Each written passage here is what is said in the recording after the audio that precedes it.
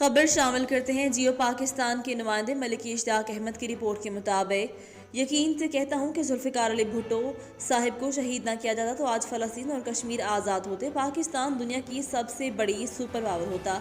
IMF की बजाय इस्लामी world bank मुसलमानों की ज़रूरत पूरी करा होता।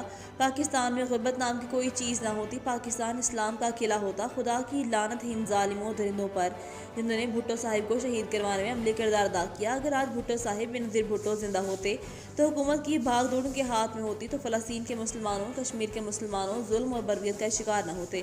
मुसलमानों जुल्म और बर्बरियत का खात्मा चाहते हो तो एक हो जाओ, कोई भुट्टो पैदा करो ताकि खुदाबंद तकदीर बदल दे। अल्लाह ताला और रसूल सल्लल्लाहु अलैहि वसल्लम आपकी नेक नियत और अच्छे अमल से मुसलमानों को फतह याब करेगा। डॉक्टर जाकिर बराल, सदर पाकिस्तान पीपल्स पार्टी, नौशाद साहिवान।